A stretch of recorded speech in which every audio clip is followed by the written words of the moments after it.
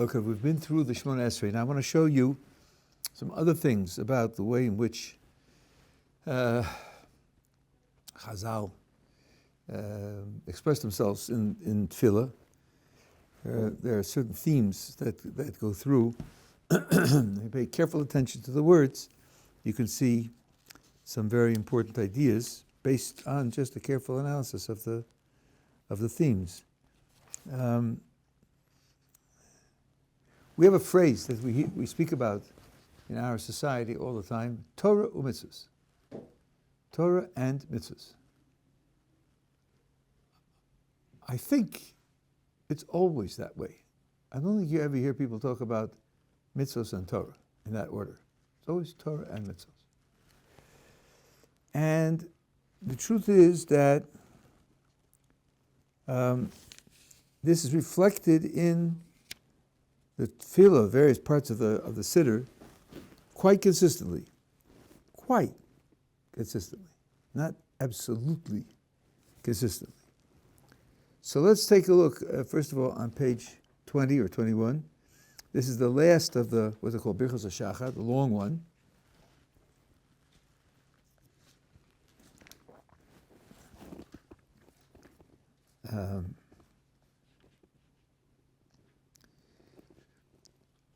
After the introductory Baruch, it says, it should be your will, Hashem, our God, and the God of our fathers, that you should train us in your Torah and attach us to your mitzvos.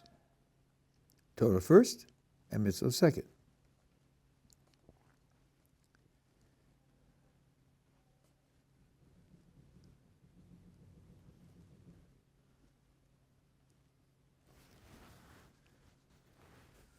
Okay, then you have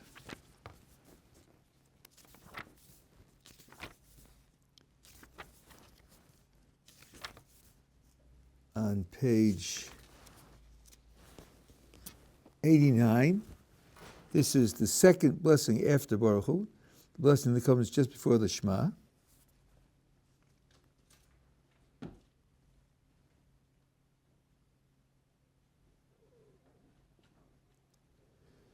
We say, our Father, our King, for the sake of our ancestors who trusted in you, you taught them the laws of life. Be gracious to us also, and teach us, our Father, merciful Father, have mercy on us, and put in our hearts to analyze and understand and listen and learn and teach and preserve and do and fulfill all of the words of your Torah. So learning and analyzing and understanding comes first, and then preserving and fulfilling comes second. The next one. Enlighten our eyes in your Torah and attach our hearts to your mitzvos. Torah first and mitzvah second.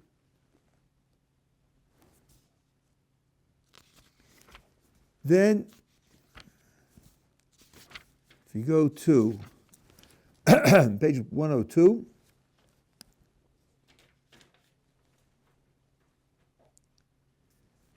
the third blessing on the page, one for tshuva. Return us, our Father, to your Torah, and draw us close, our King, to your service. Torah first and service second.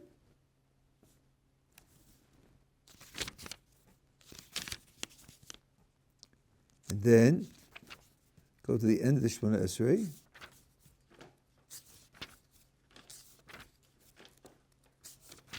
On page 118, it's a petition. My God, guard my tongue from evil, my lips from speaking deceitfully, etc. Open my heart in your Torah, and in your mitzvos, lay my soul pursue. Torah first and mitzvah second.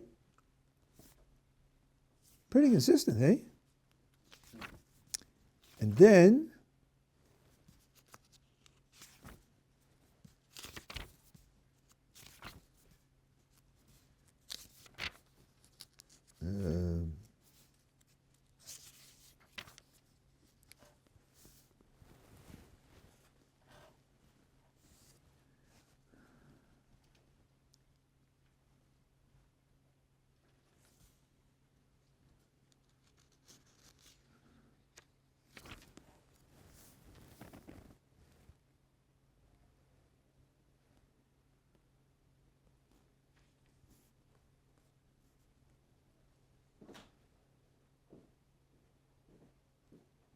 On page 156, in the middle of Uval Etzion, 1, 2, 3, 4, 5, 6 lines down.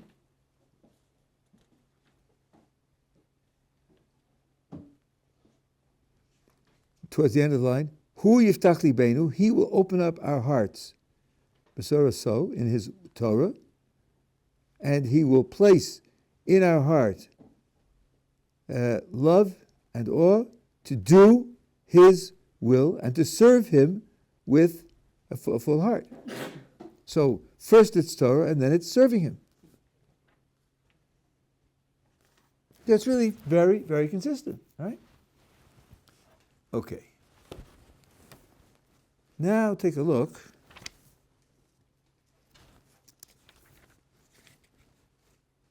at page 341.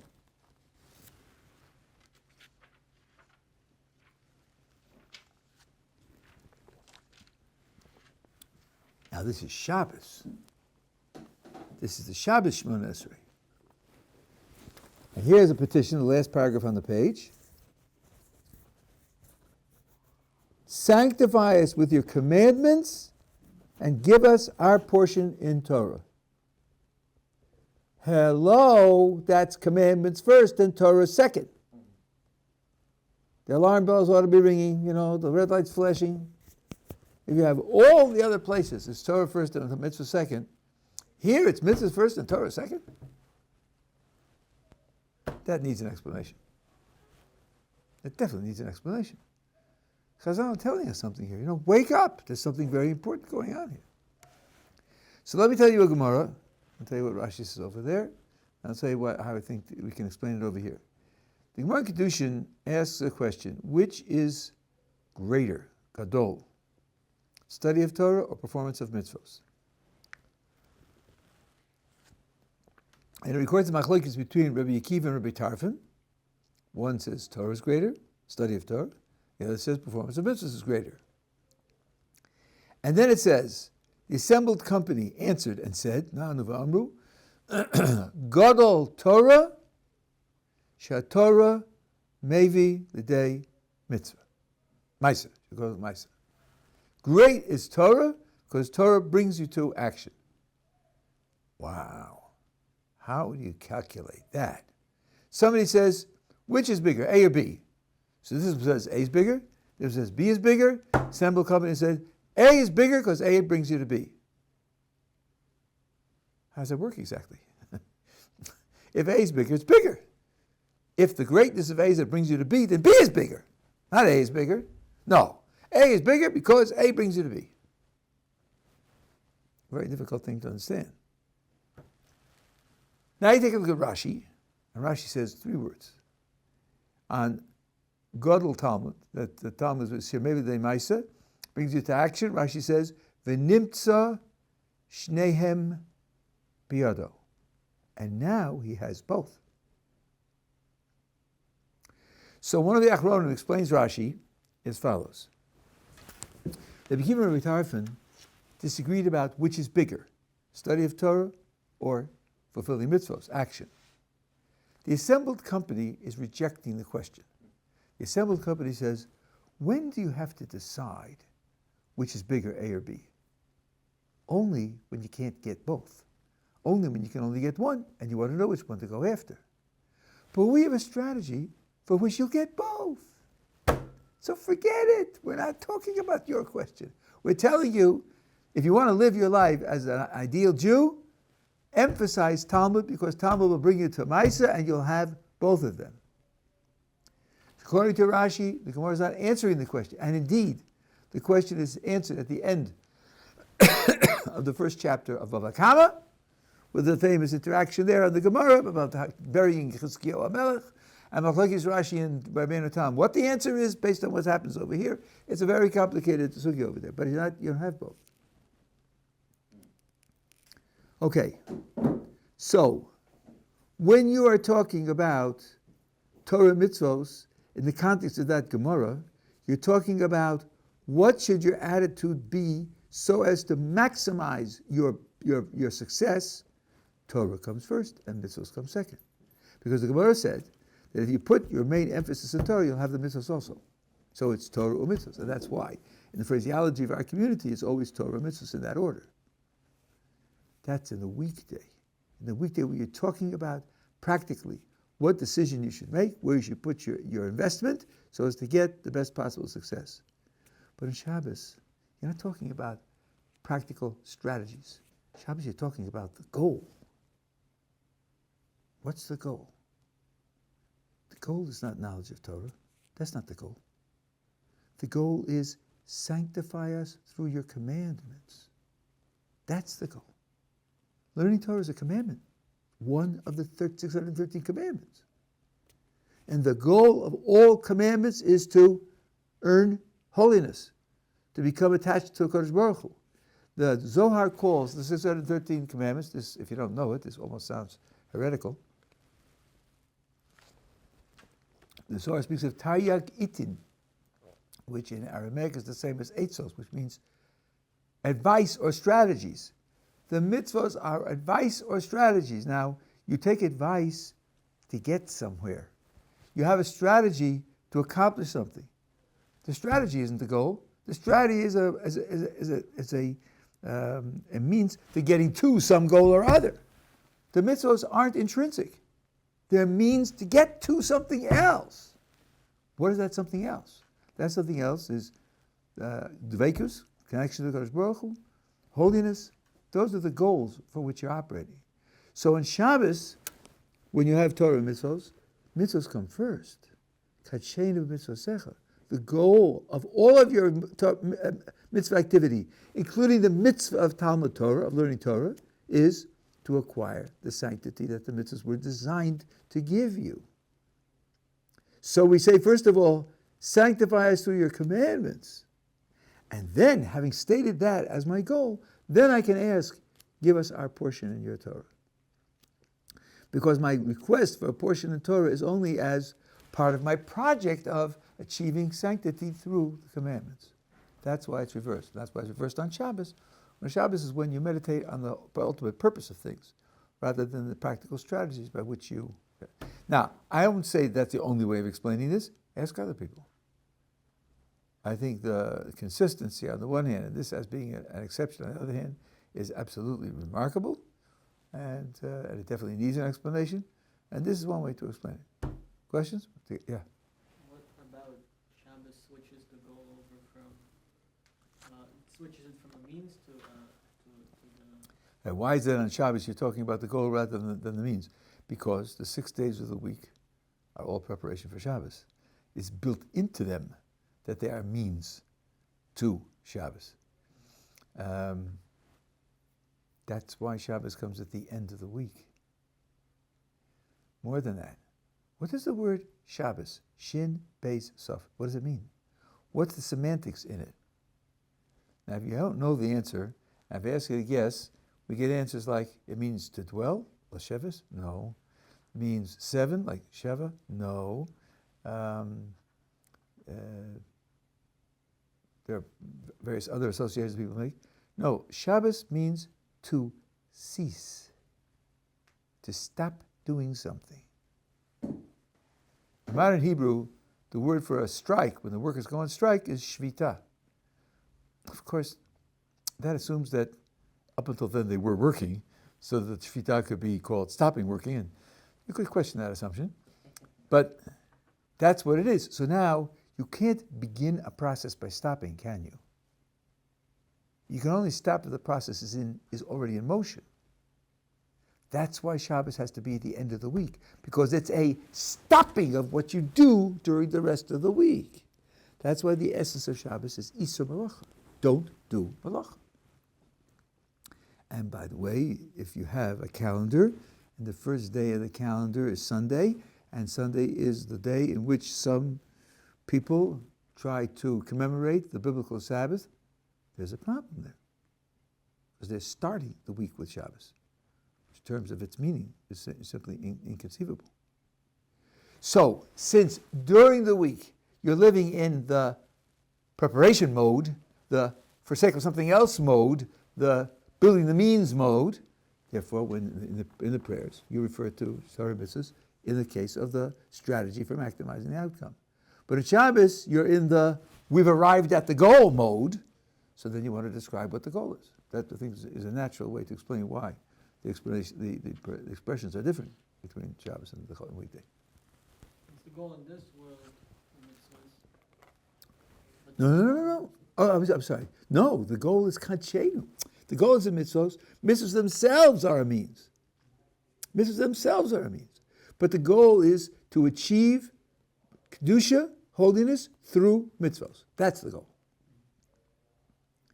Under that rubric, learning of Torah is one of the mitzvahs, one of 613. But it brings you to all of them.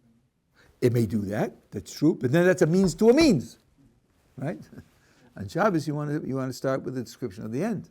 And the end is Kachenu Mitzvosech.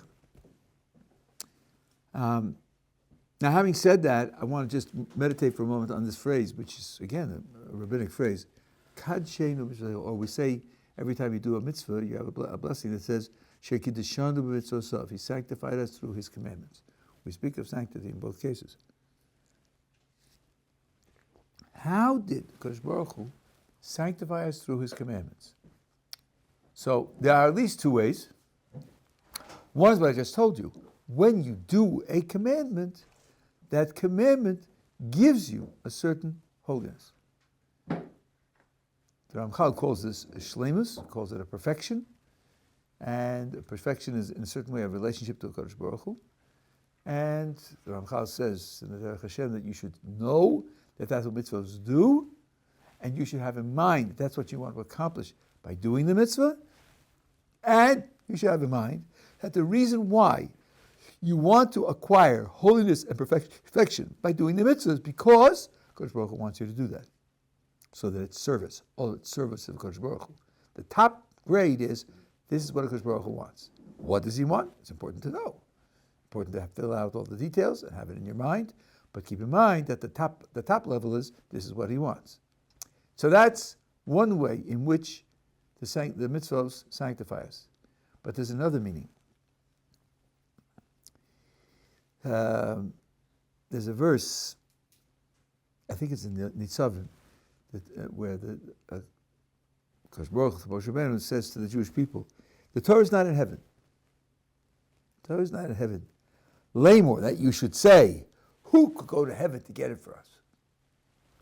And the Torah is not on the other end of the world, over the sea. That you should say, who could go to the other end of the sea and get it for us? No. It's close to you, it's in your mouth, it's in your heart to do it. So Rashi says something very surprising. He says, because if the Torah were in heaven, then you'd have to go up and get it. The Torah is there. The Torah is God's teaching for man. And if you have to have it, and it went into heaven, then it will be your responsibility to go up and get it. But it isn't. So don't say that. Know that it's with you, because Baruch Hu gave it to you. Okay, fine. That's Rashi. Ask the Sfas Emes, what is Rashi talking about? You have to go up to heaven to get it? I mean, what are we? We're not angels. How can we think of that responsibility? Says the Sfas Emes, if a Kodesh Baruch Hu set it up that we would need to get it, then he would give us the power to get it. That's built in. It's not we as we are now would have to go up. It's we as we would be under those conditions would have to go up. That's what Rashi means. Aha. So that means when the Kodesh Baruch Hu gives a mitzvah, he also gives the means of fulfilling the mitzvah. And the Ramchal says this word for word. He says, one of the things you do when you fulfill a mitzvah is you have an effect on the spiritual structure of reality.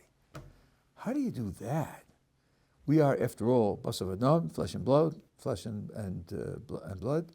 We're physical beings. Yes, we have a soul, but we're also physical beings.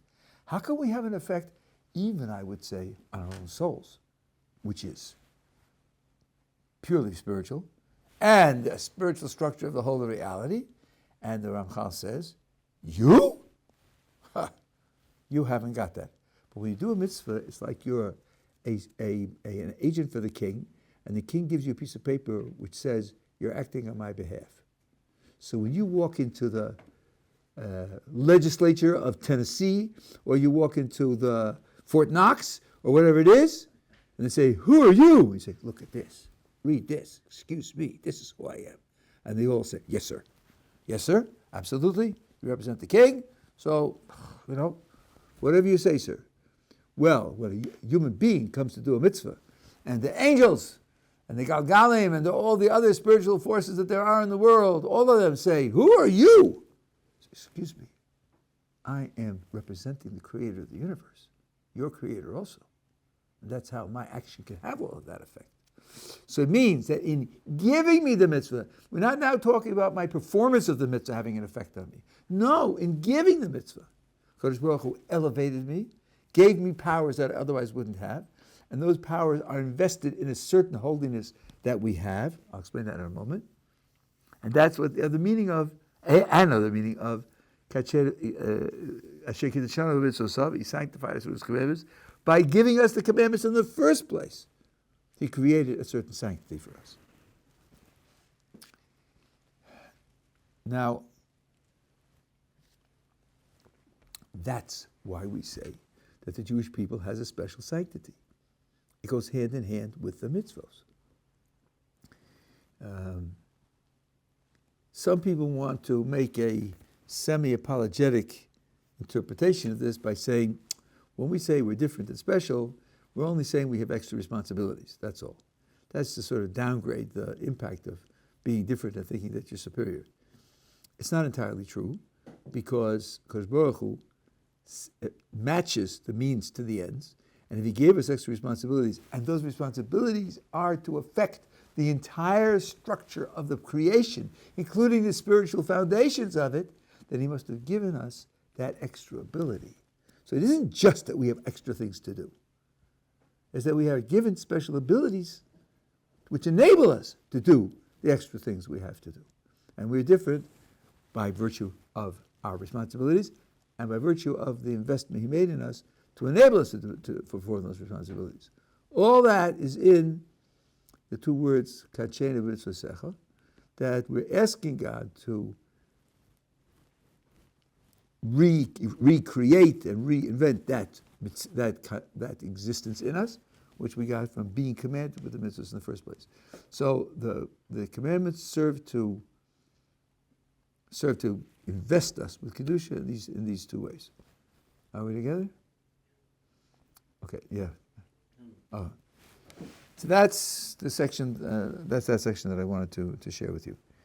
Now, let's go back to the end of the Shemona Esrei and look at the paragraph that follows it, because there's some very important ideas there. They're not part of the Shemona Esrei, but they're important on their own. I wanted to ask from what we spoke about yesterday about shalom. Oh yeah, shalom, yeah. So how could we bring that understanding to shalom bayit as well? Gee, I can't imagine why you're asking that, man. You just got married. Well, I think it's perfect. What you want to achieve at home is not merely not throwing plates at each other and not yelling and screaming and pounding the table and so forth and so on. What you want to achieve is an integration of two who, on the one hand, are very different from one another, but on the other hand, whose differences are meant to meld into a harmonious whole. I just had Mo's surgery a week and a half ago, and when they were stitching up, the surgeon said, "We call this procedure jigsaw." And somebody was there who wasn't familiar. He said, "Why do you call it jigsaw?" I said, "Well, look, you see the cut, and you see pieces of flesh on this side and pieces of flesh on this side, you have to match them like a jigsaw puzzle so they fit together so there are no gaps. I thought, oh, great. What's it going to look like when he gets finished with that? Well, take a look. You don't see anything. He did a tremendous job. Baruch Hashem. I had 13 stitches here, all the way down. You don't see anything. Because they fit the jigsaw together, and Kodesh Baruch Hu created the body, that the body melted. Right? So, men and women are different. Yes, they are. And they're not different by choice. And it's not a question of identification. They are fundamentally different. Even though they're also different in many ways from each other. And then the differences are meant to meld together into a harmonious whole. Well, that's not pashut. It's not obvious. It requires sensitivity, it requires intelligence, it requires study, it requires trial and error. But think, for example, like a violin and piano. Man, they are very different. The sound, the technique of playing are very different. And yet there's an enormous musical literature of violin and piano together. Because if they're played sensitively, they do meld together with their differences. That's shalom. Shalom is where you create a completeness that didn't exist before. Here's something which is very important to keep in mind. People who are getting married or are married.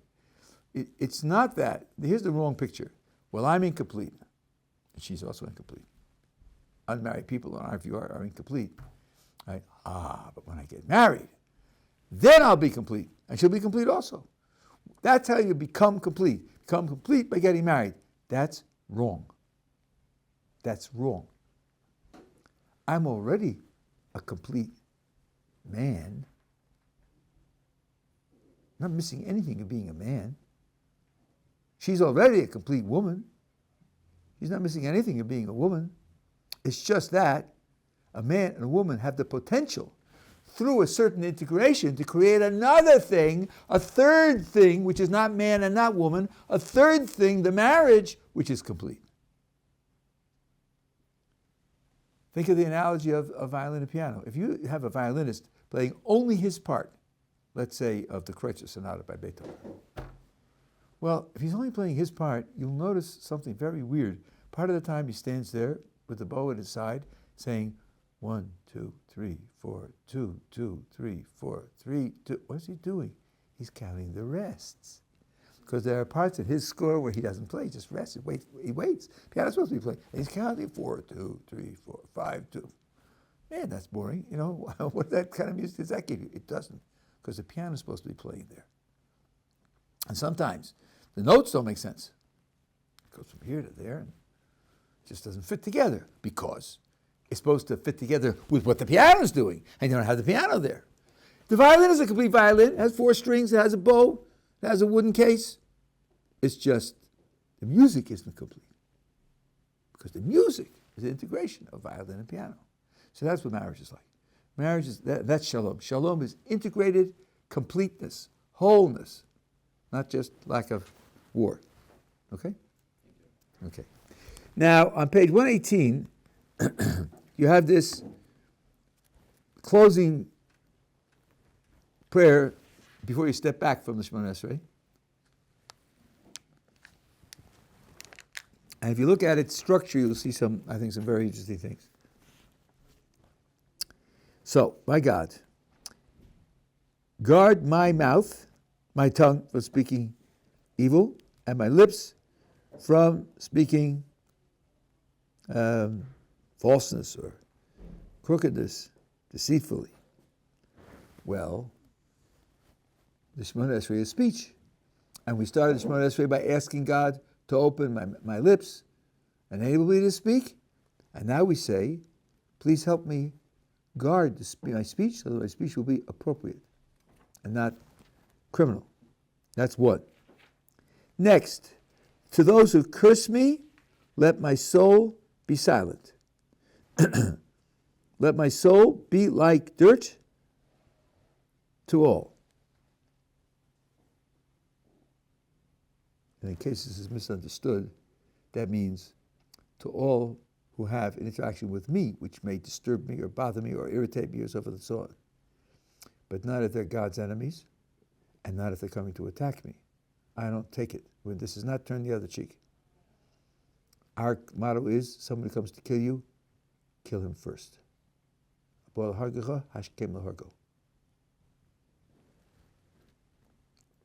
if it's just between him and me, this is humility. So first is guarding my speech. Second is enable me to achieve humility.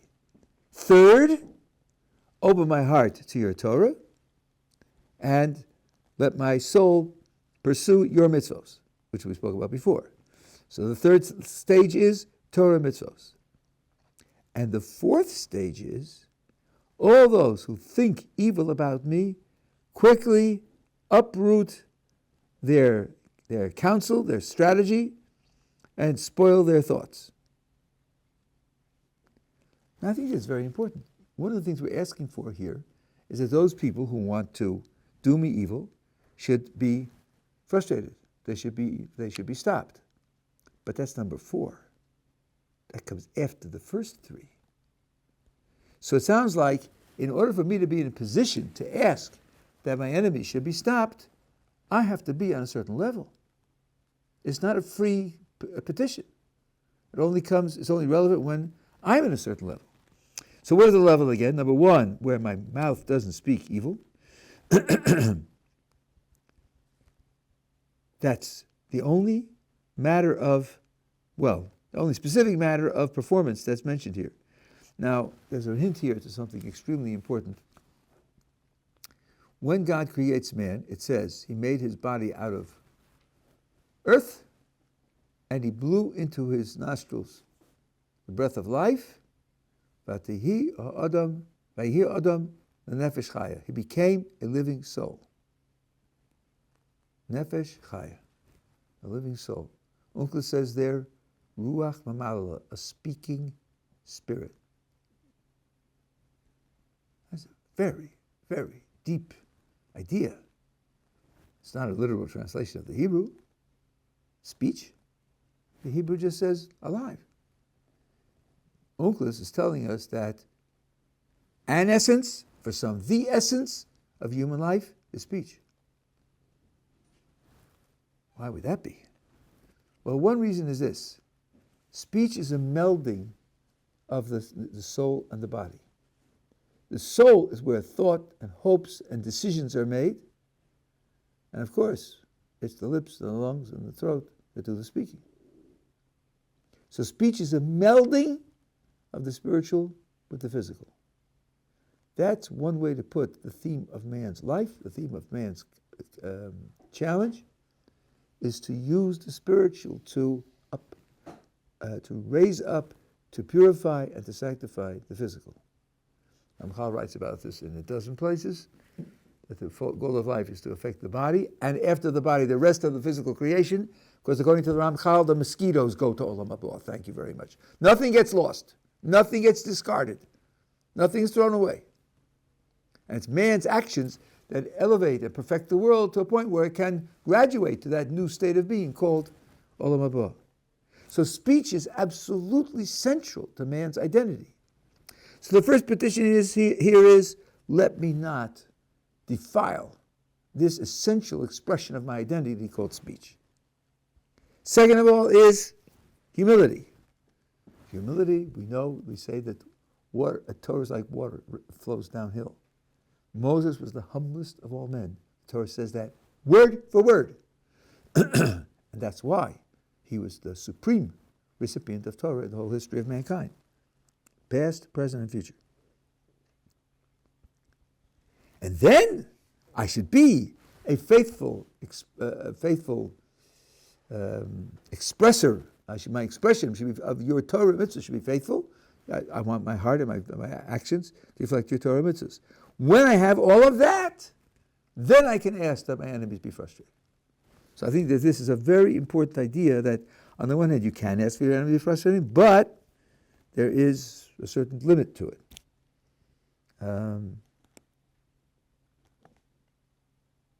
Okay, that's what I wanted to get out of this. There are other things to say, but I'm not going to. Yeah.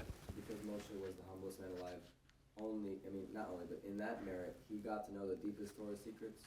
That's why. What you're saying is true, but that's not the point that I was making. Oh. He became the representative to bring Torah to us. He brought the Torah into the world. Not just that he knew it for himself. He brought it into the world. And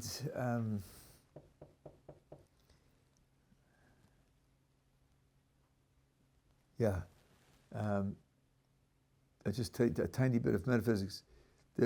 He spoke, he says, these are God's words, right? He said God's words to us, then he wrote them down in a book. That's where we have them from. So the phraseology of the sages is, Shechina medaberes b'toch grono, that God's Spirit was speaking through his throat. That's a very dramatic idea. It means that nothing of Moses played any role in contributing to the message. He became a pure medium of transmission. How do you do that? How do you manage to have nothing of yourself in the transmission? So I'll tell you what the Pri Tzaddik says. Pri Tzaddik has a very interesting analogy here. The Gemara tells us that all the prophets saw God through some kind of filter, some kind of lens, some kind of intermediary. But Moses saw God through a clear filter, a clear lens, and all the other ones had distortions. And that's why Torah comes to us only through Moses, not through any other prophet. So the Pri Tzaddik asks, what are these distortions? Where do they come from? And he says, picture yourself at nighttime inside in a room, and the room is illuminated, and there's a window out to the outside, which is either totally dark or there are maybe street lights, but it's much darker than it is in the room. So when you look out through the window pane, you see the outside, but you also see a reflection of the inside. Part of what you see is the light that's shining here, you see a reflection of the light in the window, and the table that's over here, you see a reflection of the table in the window. So you get a double image. You get an image of what's going on in the street, plus some image of what's going on in the room. Now imagine that you're facing the window, looking out at a 90-degree angle, straight ahead. So what are you going to see in the window? You're going to see yourself in the window. Your image is going to be in the window, in addition to the outside. But because your image is in the window, you don't see the outside so clearly and so accurately and so completely as if your image weren't there. That's the distorting elements in the lenses of other prophets. Something of themselves was in the medium through which they brought the message into the world. Some part of it was them. For Moses, it was not anything of his. The Shekhinah was speaking from his throat.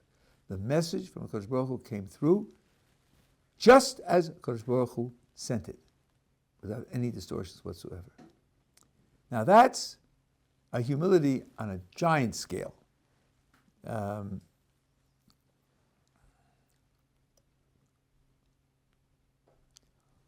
Let me try to explain, again, this is very superficial, but it'll just some of the idea across, how the scale works.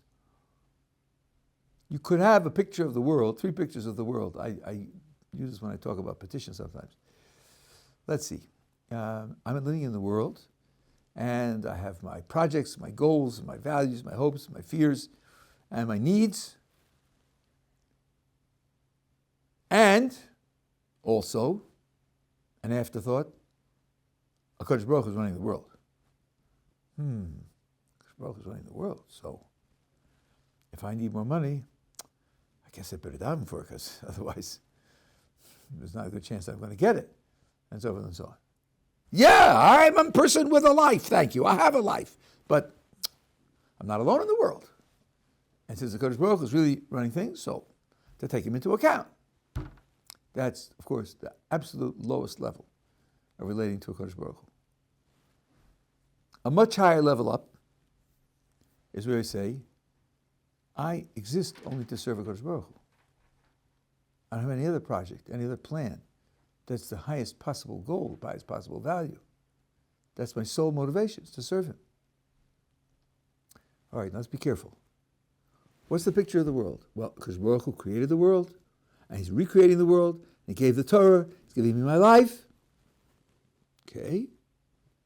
And what should I do? It's obvious. I should be serving him. So the world has two things in it. Two. There's the Kodesh Baruch Hu and me. And I recognize his infinite superiority, and therefore I dedicate myself to serving him. So I'm also in the world. I'm also a part of the world. I'm also real. Only I recognize that my reality is so inferior, so inconsequential vis-a-vis HaKadosh Baruch Hu, that the best thing I could possibly do with my life is to serve him. There's a higher level. The higher level is there's only one thing in the picture, and that's HaKadosh Baruch Hu. He fills the whole picture. And then, in addition to HaKadosh Baruch Hu filling the whole picture, there are things that HaKadosh Baruch Hu puts into the picture. He puts them there. They're there only because he wants them to be there. That means I don't have any independent existence at all. It's not that I'm an independent creature and independent entity, and I dedicate myself to Kodesh Baruch Hu. I'm not independent. I'm there as his creation. So then there's no room for me and my achievement and my accomplishment and my contribution. There's no room for that. There's just, I'm like a finger on his hand. If a finger had self-consciousness, I think the appropriate response to the finger's self-consciousness would be, what can I do to lose it? Because there's no self here. There's really no self here. Self is an illusion. The self is an illusion of independence, of separateness, of disconnection. It's an illusion. That's where Moshe Rabbeinu was holding. Moshe Rabbeinu is holding where he is just an embodiment of a certain aspect of HaKadosh Baruch Hu's Ratzon. That's all he is. And therefore, there's nothing of him separate from that to distort the picture. And that's why his lens was clear, and that's why Shechina Medaberes B'toch Grono. So that's a little bit about the metaphysics and psychology of humility. At that point, when you achieve that level of humility, you say to Kodesh Baruch Hu that I'm asking that the enemy should be destroyed. Then it is what we had in the Shemona Esrei, L'ma'an Shemecha, for the sake of your name. Because I exist only to express your name. So these people who are opposing me are opposing your name, because that's what I am. So if that's the case, I can ask them to be destroyed, not because I don't like them and you like me, so you do it for me as a favor. You're doing it for yourself, because I am yourself. I'm just an expression of yourself, not something separate from yourself. That's the highest level of another. Okay.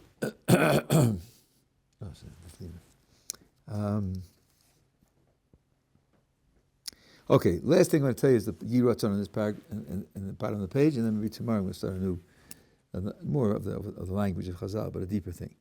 Okay, so now at the very bottom of the page, on page 118 or 119, it says, "Let it be your will, Asher our God and God of our fathers, that the temple be rebuilt swiftly in our days. And give us our portion in your Torah. And there, where? There, in the temple. We should serve you with awe, just as in the days of old and in former years. And the offering of Yehuda and Jerusalem should be as pleasing to you as it was in former days and former years." Do you see one phrase there that sort of sticks out as if it's out of place? Former years? No. Why? You're talking about what we do now should be as wonderful and acceptable and as great as it was in former years. Yeah. I can hear you. Yehuda? No. Yeah. Give us our portion in your Torah? What's that doing there? We just finished saying the Shemona Esrei. And as we said many times, the prayers are corresponding to the sacrifice. And we said that the prayer itself is a kind of sacrifice. It makes one coordinated institution. And we said in Ritzei, and therefore we pray for the rebuilding of the temple every time we offer a prayer, because we know that we only have the prayer part. We don't have the sacrifices part, and therefore the institution is incomplete, and we're praying that it should become completed. That's why it's there. And that's why this little paragraph is here. We're praying for the restoration of the temple and service in the temple. Good, terrific. Right in the middle. Hello, give us a portion of your Torah. What is that doing there? What is that doing? Well, there's a Gemara on it. This is printed in our copies of Pirkei Avos in the Mishnah of Havi Azla Namer.